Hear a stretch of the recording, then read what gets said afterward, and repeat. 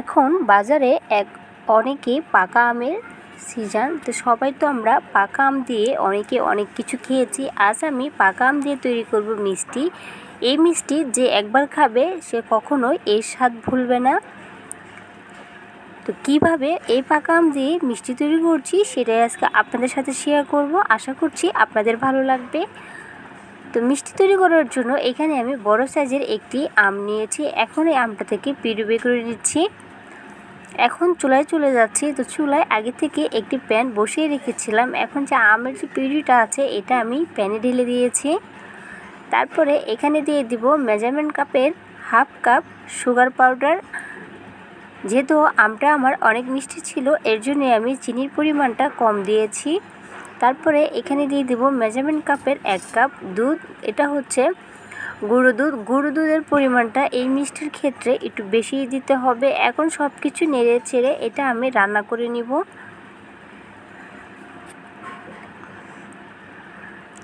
তো এইটা আমি 5 মিনিটের মতো রান্না করে নিয়েছি। আর রান্না করতে করতে এরকম একটি ঘন ভাব যখন চলে আসবে এই পর্যায়ে আমি এখানে ঘি ব্যবহার করব। তার আগে কিন্তু ঘি দিব না। তো দেখেই বোঝা যাচ্ছে কতটা যে কমে গিয়েছে। তো এখানে আমি 1 টেবিল চামচের মতো ঘি দিয়েছি। এখন আবারও নেড়ে চেড়ে আরও কিছুক্ষণ এটাকে রান্না করে নেব। এতক্ষণ পর্যন্ত রান্না করতে হবে যতক্ষণ না এটা একদম টাইট হয়ে একদম প্যানের গা থেকে উঠে আসছে। তো এটা আমার হয়ে গিয়েছে। এখন একটি বাটিতে আমি এটাকে ঢেলে একটি সাইডে রেখে দিব কিছুক্ষণের জন্য, তাহলে এটা সেট হয়ে যাবে। তারপরে আবারও মেজারমেন্ট কাপের 1 কাপ দুধ নিয়েছি। তারপরে দিয়ে দিচ্ছি হাফ কাপ সুগার পাউডার। তারপরে 1 টেবিল চামচের মতো দিচ্ছি ঘি। এখন সব কিছুকে খুব ভালো করে মিক্স করে নিতে হবে। তো এটা আমার মিশানো হয়ে গিয়েছে। তারপরে এখানে অল্প অল্প করে দুধ দিয়ে এই মিশ্রণটি আমি এভাবেই মিক্স করে নিব। এই মিশ্রণটি যদি এরকম পাতলা থাকে তাহলে ভয় পেতে হবে না। এটা যখন আমি কিছুক্ষণের জন্য ছেড়ে দেব এটা এমনি সুন্দরভাবে সেট হয়ে যাবে। তো এটাও আমি 5 মিনিটের জন্য এভাবে রেখে দিয়েছি আর খুব সুন্দরভাবে এটাও কিন্তু আমার সেট হয়ে গিয়েছে। এখন এখানে আমি আরও আধা টেবিল চামচের মতো ঘি দিয়ে খুব ভালো করে এটাকে একটু মথে নিব।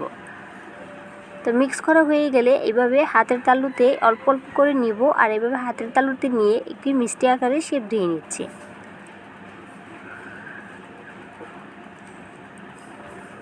তো এইভাবেই সম্পূর্ণ মিষ্টি আমি আগে তৈরি করে নিব। তো দেখতেই পাচ্ছেন আমি সব কয়টা মিষ্টির বল কিন্তু তৈরি করে নিয়েছি। আর আমি আমের যে পিউরি দিয়ে যে মিষ্টিটা তৈরি করেছিলাম এটাও কিন্তু আমার অনেকটা জমে একদম সুন্দরভাবে সেট হয়ে গিয়েছে। এটা কিন্তু আমি বাইরেই রেখেছিলাম, ফ্রিজে রাখা লাগেনি। তারপর এখান থেকেও কিছু মিশ্রণ নিয়ে এভাবে হাতের তালুতে নিয়ে চ্যাপটা করে তারপর আমি যে আগের থেকে যে দুধ দিয়ে যে মিষ্টিগুলো তৈরি করেছিলাম এটা এভাবে ভিতরে দিয়ে খুব সুন্দরভাবে কাভার করে আবারও এটাকে গোল আকারে শেপ দিয়ে নিচ্ছি। তো দেখতেই পাচ্ছেন আমার কিন্তু একটি মিষ্টি বানানো হয়ে গিয়েছে। এভাবেই সব কয়টা মিষ্টি তৈরি করেছি। তারপর এখানে 2টি মিষ্টি আমি এভাবে একটু সাদা করে তৈরি করেছি। ভিতরের ছিল আমের মিশ্রণটা আর উপরে ছিল এবং সাদা। এভাবে দিয়ে আমি আরও 2টি মিষ্টি তৈরি করেছি। তো এইভাবে সম্পূর্ণ মিষ্টি তৈরি করা হয়ে গিয়েছে। এখন এটাকে এইভাবে 10 মিনিটের মতো রেখে দিব, তাহলে খুব সুন্দরভাবে এটা সেট হয়ে যাবে। তো এইভাবে আমি একটু হাত দিয়ে প্রেস করে মাঝখানটা একটু ঘত করে দিচ্ছি, যেহেতু এখানে আমি ডিজাইন করব। তো দেখতেই পাচ্ছেন এখনই কিন্তু দেখতে কতটা সুন্দর লাগছে। তারপরে এভাবে একটি কাঠের সাহায্যে আমি উপরটা এভাবে একটু ডিজাইন করে নিচ্ছি, তাহলে মিষ্টিটা দেখতে আরও অনেক বেশি সুন্দর লাগবে।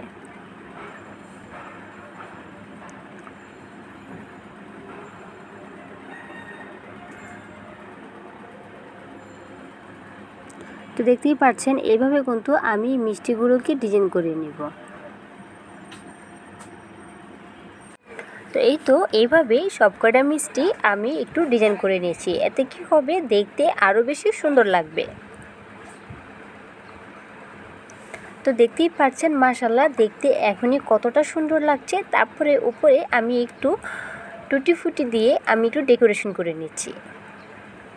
এই তো তৈরি হয়ে গিয়েছে আমার আমের মিষ্টি। তো যদি আজকের ভিডিওটি দেখার পরে কারো কাছে কিছুটা পরিমাণের ভালো লাগে থাকে তাহলে প্লিজ আমার চ্যানেলটাকে সাবস্ক্রাইব করে দেওয়ার অনুরোধ রইল। আমার বেল বাটনটা ক্লিক করে রাখবেন পরবর্তী নোটিফিকেশন সবার আগে পাওয়ার জন্য।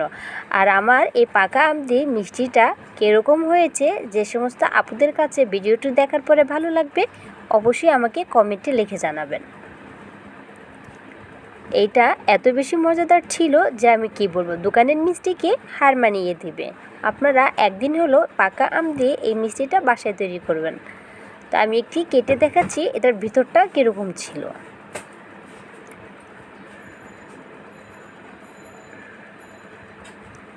তো দেখতে পাচ্ছেন ভিতরটাও কিন্তু খুব সুন্দর দেখতে লাগছিল, একদম সাদা ছিল আর উপরটা ছিল একদম হলুদ, খুবই সুন্দর লাগছিল দেখতে।